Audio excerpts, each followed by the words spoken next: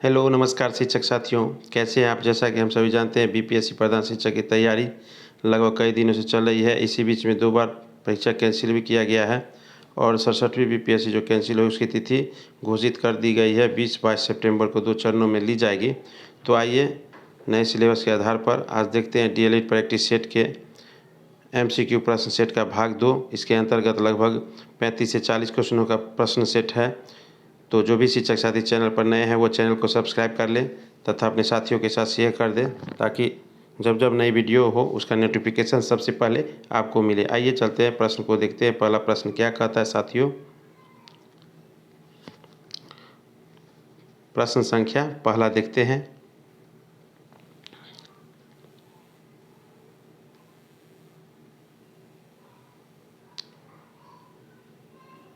प्रश्न संख्या 116, Kinder culture की शुरुआत कब हुई। किंडर कल्चर की शुरुआत कब हुई। तो यह शुरुआत जो है साथियों आपको 20वीं सदी में हुई है।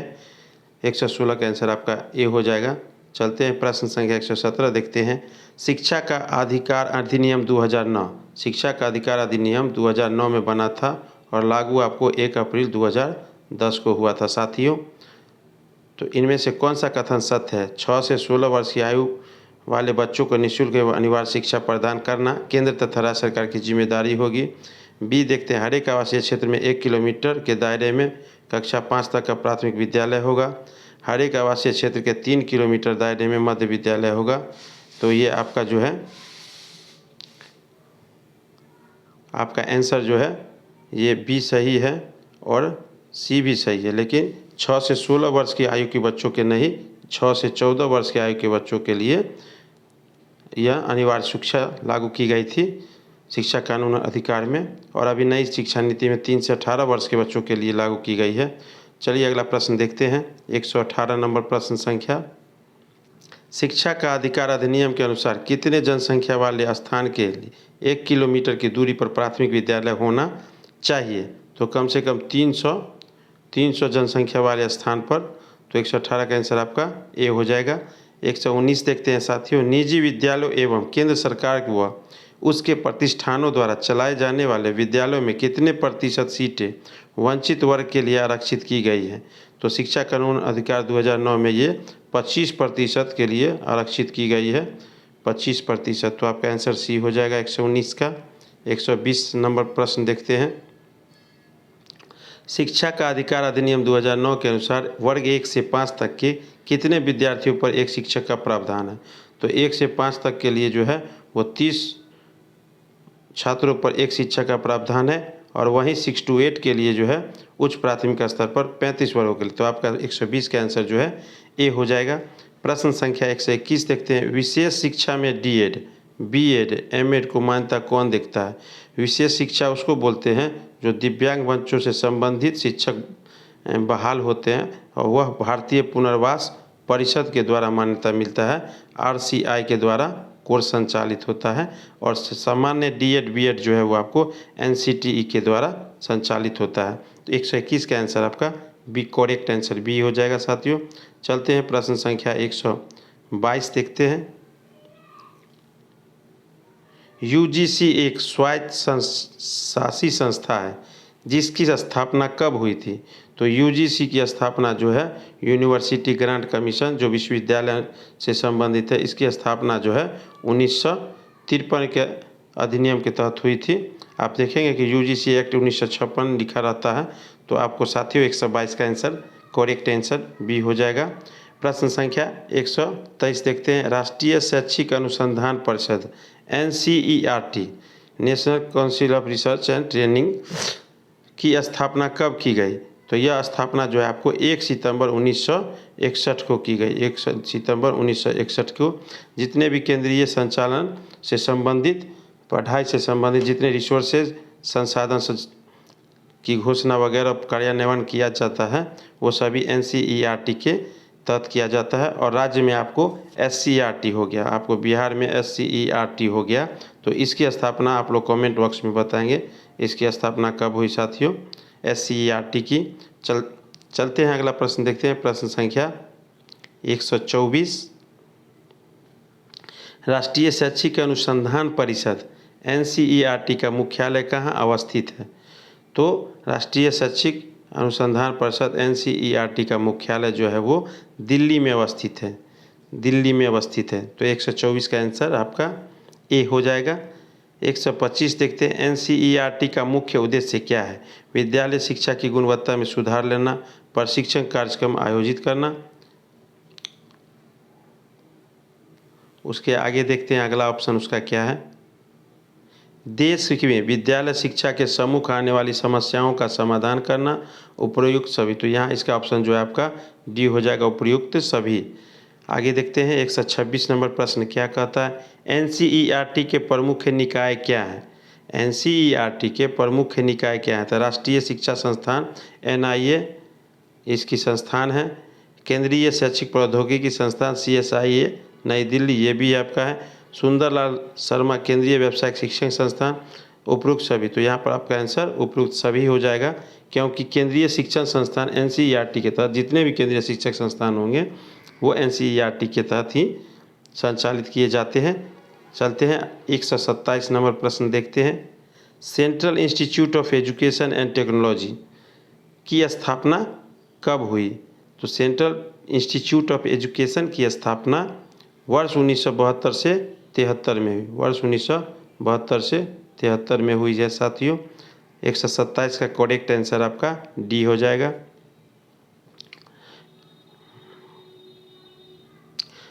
BSEB बिहार विद्यालय परीक्षा समिति की स्थापना कब हुई? आप लोग कमेंट सेक्शन में जरूर बताएंगे। प्रश्न संख्या 128, फिट रहने के लिए योग के अलावा कितने समय तक शारीरिक व्यायाम करना चाहिए? तो कम से कम 20 से 30 मिनट, आप 40 मिनट तक भी ले जा सकते हैं। तो 128 का आंसर आपका डी, करेक्ट आंसर डी हो जाएगा। आगे चलते हैं प्रश्न संख्या 129, शारीरिक गतिविधियाँ के मुख्य रूप से हमें बचाती है। शारीरिक गतिविधियाँ मुख्य रूप से हमें किस चीज़ से बचाती है? तो ये आपका हृदय रोग, मधुमेह, भूलने की बीमारी, तो ये सभी बीमारी है। लेकिन गठिया जो है आपको जैसे ज़्यादा देर बैठने से शारीरिक परेशानी होती है, चलने फिरने में दिक्कत होता है, दर्द होता है, नसें जाम हो जाती है।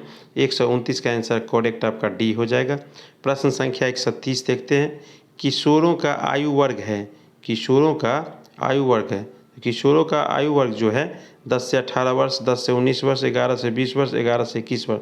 तो मुख्य रूप से यहाँ आपका ऑप्शन के अनुसार 10 से 18 वर्ष होगा, लेकिन आप बाल अवस्था में पढ़ेंगे तो वो 12 से 18 वर्ष के मध्य होगा। किशोरों की अवस्था है 6 से 12 वर्ष जो होता है वो बाल्यावस्था के लिए होता है, 0 से 6 वर्ष वो आपको शैशवावस्था के लिए होता है। तो आपका करेक्ट आंसर यहाँ 130 का ए हो जाएगा। प्रश्न संख्या 131 देखते हैं साथियों, भोजन हमारे शरीर के उचित पोषण कार्य को कैसे सुनिश्चित करता है? तो पेशियों का निर्माण करके, शरीर की रक्षा करके, रोगों से लड़ने में मदद करके, ऊर्जा भंडारण करके, संतुलित आहार लेकर। तो ये सभी हो जाएगा आपका 131 के आंसर आपका ए हो जाएगा, क्योंकि पेशियों का निर्माण, शरीर की रक्षा, जब संतुलित और स्वच्छ भोजन करेंगे तो हमारा सारा चीज़ इसी से प्राप्ति होगा। 132 प्रश्न संख्या देखते हैं, पोक्सो अधिनियम का अर्थ क्या है? पोक्सो अधिनियम एक 2016 में पोक्सो अधिनियम बनाया गया था, जिसके अंतर्गत बाल अपराध, यौन शोषण जो संबंधित बाल के लिए, बच्चों के लिए जो गुड टच और बैड टच से संबंधित था कि किसी के द्वारा उनका शोषण किया जाता है, यौन अपराधों से बच्चों का संरक्षण अधिनियम है। इसके अंतर्गत त्वरित कार्रवाई होती है। पोक्सो अधिनियम के तहत हम लोग निष्ठा में भी इसको पढ़े थे, ये हम लोग के चैप्टर में भी था पोक्सो अधिनियम। तो जो यौन अपराधों से बच्चों का संरक्षण अधिनियम है उसको बचाया जाता है। प्रश्न संख्या 133 देखते हैं, शरीर की ऊंचाई बढ़ाने के लिए कौन सा आसन काम करता है? शरीर की ऊंचाई बढ़ाने के लिए तो मकरा आसन, अर्धभ्रासन, द्रासन, कशिश चक्रासन, तो वृक्षासन है। वृक्षासन जैसे हम लोग ऐसे देखते हैं पेड़ पौधे ऊपर होते हैं, तो ये सीधी खड़ा में हो गई रेखा में। तो 133 का करेक्ट आंसर आपका डी हो जाएगा, वृक्षासन। प्रश्न संख्या 131 देखते हैं, HIV क्या है? HIV हम लोग जानते हैं कि ये विषाणु है, एड्स जैसे रोग से संबंधित है। और विश्व एड्स दिवस जो है वो आपको 1 दिसंबर को मनाया जाता है। यहाँ यह भी आप लोग याद रखेंगे। तो यह मानव प्रतिरक्षा न्यूनतम वायरस है। HIV जो है वायरस है, और इसकी जांच जो है उसको जांच को एलिसा कहा जाता है। एलिसा, एड्स की जांच को एलिसा कहा जाता है। तो आपका आंसर आपका यहाँ जो है 134 का ए हो जाएगा, मानव प्रतिरक्षा न्यूनतम वायरस। प्रश्न संख्या 135 देखते हैं। छात्र पढ़ रहे नहीं, छात्र पढ़ नहीं रहे, इसके लिए क्या करना चाहिए? मूल्यांकन विधि में परिवर्तन, सृजनात्मक शक्ति के अवसर। इसका अगला ऑप्शन देखते हैं।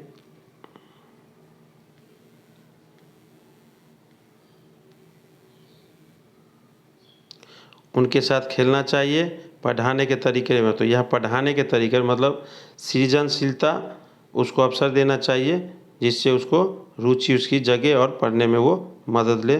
प्रश्न संख्या 136 देखते हैं। शिक्षक का विद्यालय में सर्वोच्च कार्य है। शिक्षक का विद्यालय में सर्वोच्च कार्य क्या है? तो शिक्षक का विद्यालय में सर्वोच्च कार्य छात्रों का मार्गदर्शन करना है, परिमार्जन करना है। मार्गदर्शन या परिमार्जन करना है जिससे उनको संतुष्टि मिले कि ये हम नहीं जान रहे थे, सर हमको बताए, उनके निर्देशन में हमको चलना है। 137 देखते हैं प्रश्न संख्या। शिक्षक का सार्थक एवं शिक्षण का सार्थक एवं प्राथमिक उद्देश्य है। तो सबसे छात्रों को गिरी देना, ये तो बात का है। छात्रों के लिए पाठ्य क्रियाओं का नियोजन, मूल्यांकन भी बात की। छात्रों के अनुभव को आधिकारिक संवर्धित करना। अगर बच्चे कुछ घर से सीख के आते हैं, कुछ मातृभाषा लेके आते हैं, तो उसका जो है हम लोग को भाषा सेतु के माध्यम से विद्यालय में उसके अनुभवों को मान्यता देना, और वो जान रहे उसकी भाषा से, भाषा सेतु के माध्यम से मानक भाषा में उसको परिवर्तित करना ही तो उसके अधिकारी को अनुभवों को संवर्धित करना, बढ़ाना। 137 का करेक्ट आंसर आपका डी हो जाएगा। प्रश्न संख्या 138 देखते हैं। प्राथमिक स्तर पर शिक्षा का माध्यम मातृभाषा होना चाहिए, चूँकि यह देश प्रेम से उत्पन्न करती है, यह मानवता उत्पन्न करती है, व्यक्ति को उचित दिशा प्रदान, पाठ को समझने में सहयोग देती है। बच्चे तुरंत में नहीं सीखते हैं। बच्चे जिस तरह विद्यालय में आते हैं तो अपने साथ जो मातृभाषा लेके आते हैं, और उसके उस भाषा में, जैसे उसने कोई वस्तु घर में देखी होगी कि बच्चों अपने गिलास देखा है, तो वो बताएगा हाँ देखा है, तो उसको वह वस्तु दिखाएंगे जो याद होगा, तो और वही उसका सीखने में मदद उसको मिलेगा। तो 138 का करेक्ट आंसर आपका जो है डी हो जाएगा। चलते हैं 139 नंबर प्रश्न संख्या देखते हैं। छात्रों को सिखाने के लिए खोज पद्धति का आविष्कार किया गया। तो खोज पद्धति जो है आपको ये प्राथमिक स्तर, माध्यमिक स्तर की प्रक्रिया हो जाती है, हाई स्कूल स्तर पर। 139 का करेक्ट आंसर आपका यहाँ पे ए हो जाएगा। प्रश्न संख्या 140। आधुनिक शिक्षा का वास्तविक लक्ष्य हो सकता है। तो शिक्षा का तो सर्वाधिक लक्ष्य व्यक्ति का सर्वांगीण विकास होता है, लेकिन यहाँ ऑप्शन देखते हैं। जीवन यापन का प्रशिक्षण, उपाधियों का संकल्प, बालक में उत्तम आदतों का निर्माण। जैसे ही बच्चे बहुत कुछ सीखेंगे तो उनकी आदतों में अच्छा निर्माण होगा, जिससे उनका समाज में भी चर्चा चलेगा। 140 का करेक्ट आंसर आपका सी हो जाएगा। चलते हैं प्रश्न संख्या 141। यह स्वाभाविक है कि किसी अध्यापक को कुछ छात्र अच्छे लगेंगे, कुछ बुरे, अतएव यह भी उचित है कि वह अंक देते समय अपने प्रिय छात्रों को अच्छे अंक देंगे। ये तो नहीं होगा। मूल्यांकन निष्पक्ष करेंगे। जब भी कोई कार्य होगा तो कोई बच्चे ज़्यादा या कोई कम, लेकिन मूल्यांकन निष्पक्ष होना चाहिए, जिससे उनको कमी और बेसी का एहसास होगा कि हमने कहाँ से क्या सीखा, नहीं सीखा, कहाँ चूक रह गई। 142 देखते हैं। उत्तम शिक्षा संस्थानों की स्थापना की जानी चाहिए। घनी आबादी वाले क्षेत्रों में, नगर के बाहर, सुनसान जगह पर, प्राकृतिक वातावरण में। विद्यालय का वातावरण जो है, उच्च शिक्षा संस्थानों का प्राकृतिक नेचुरल वातावरण होना चाहिए, जिससे सीखने और समझने में सुविधा हो। 142 का करेक्ट आंसर आपका डी हो जाएगा साथियों। प्रश्न संख्या 143।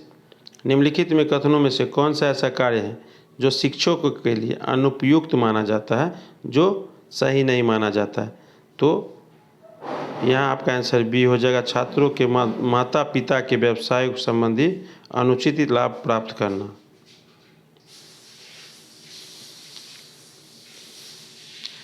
प्रश्न संख्या 144 देखते हैं।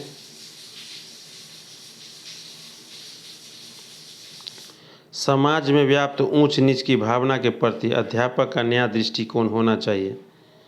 ऊंच नीच की व्याप्तता को दूर करने के लिए अध्यापक जैसे ही हैं तो आपको निष्पक्ष होना चाहिए। तो यहाँ देख लेते हैं ऑप्शन क्या है। अध्यापक को जाति व्यवस्था पर विश्वास रखना चाहिए, ये तो नहीं होगा। अध्यापक को इससे कोई मतलब रखना चाहिए, अभी नहीं होगा। ऊंच नीच की भावना को और भी सही है और गलत बढ़ावा हो जाएगा गलत चीज़ों को। यहाँ डी आंसर है, ऊंच नीच की भावना को दूर करने का अध्यापक को प्रयास करना चाहिए, ये सही ऑप्शन है। 144 का करेक्ट आंसर आपका डी हो जाएगा। 145 देखते हैं। क्रोधी स्वभाव के बालक के साथ आप कैसा व्यवहार करेंगे। क्रोधी स्वभाव के बालक के साथ आप कैसा क्रोध प्रदर्शन करने का तत्काल उसे दंड देंगे, नहीं। क्रोध को किसी वांछनीय दिशा में स्थानांतरित करने का प्रयास करेंगे, यह सही ऑप्शन है। 145 का बी हो जाएगा करेक्ट आंसर। प्रश्न संख्या 146, एक अध्यापक के समक्ष सर्वाधिक महत्वपूर्ण चुनौती क्या है। तो शिक्षण प्रक्रिया अधिगम को रुचिकर बनाना। जैसे ही शिक्षण अधिगम प्रक्रिया रुचिकर होगी, बच्चे उसमें पार्टिसिपेट करेंगे, इसलिए उसके अनुकूल, बच्चों के अनुकूल, बाल केंद्रित के अनुकूल शिक्षा देनी चाहिए। गिजू भाई बदिका भी ने कहा था कि बच्चों को जिस तरह खेलने में ज़्यादा आनंद होता है तो पहले खेले, फिर पूरी तरह तैयार हो पढ़ने के लिए। तो 147 देखते हैं। एक सुअनुशासित कक्षा का लक्षण है। सुअनुशासित कक्षा अनुशासन से संबंधित है, तो उस कक्षा का लक्षण जो है क्या होना चाहिए। तो शिक्षक की उपस्थिति में शांत रहना, सभी जगह शांत रहना, चाहे व्यवहार का पर्यवेक्षण हो या न, ये सही ऑप्शन है। खेल के मैदान में शांत, घर जब आप मुख्य दर्शक बने तो आपका कोई कार्य नहीं हो रहा, तो सभी जगह शांत रहना, लेकिन व्यवहार का परीक्षण होना चाहिए। 148 प्रश्न संख्या देखते हैं। एक प्रखर बुद्धि बालक यदि कक्षा में अनुशासनहीन हो रहा है तो उसकी समस्या को पहचानने का प्रयास किया जाना चाहिए, उसकी परवाह को रोकनी चाहिए, ये नहीं होगा। उसको कठोर दंड, यह भी नहीं होगा। उसके अभिभावक शिकायत, यह भी नहीं होगा। उसकी समस्या को समझने का शिक्षकों को प्रयास करना चाहिए। 148 का करेक्ट आंसर आपका ए हो जाएगा। चलते हैं प्रश्न संख्या 149 देखते हैं। ऐसा देखने में आता है कि बाल्यावस्था में लड़कियों की अपेक्षा लड़के अधिक सरलता से अनुगमन करते हैं, तो प्राय ऐसा देखा जाता है। तो सामाजिक नियमों का, सामाजिक व्यवहार से ही मनुष्य का पता चलता है। बाल मनोविज्ञान के अंतर्गत यदि है तो 149 का आंसर आपका करेक्ट सी हो जाएगा। चलते हैं आज के, तो आज का ये प्रश्न सेट जो है डीएलएड का आपका भाग 1 ख़त्म हो चुका है साथियों। तो जो भी शिक्षक साथी चैनल पर नए, आज का वीडियो आपको पसंद लगा होगा तो चैनल को सब्सक्राइब कर देंगे, और जो भी साथी चैनल पर नए हैं और तथा अपने साथियों के साथ शेयर भी कर देंगे, और वीडियो अच्छा लगा तो लाइक भी कर देंगे, ताकि इसी तरह की वीडियो की नोटिफिकेशन आपको मिलता रहे। जय हिंद साथियों।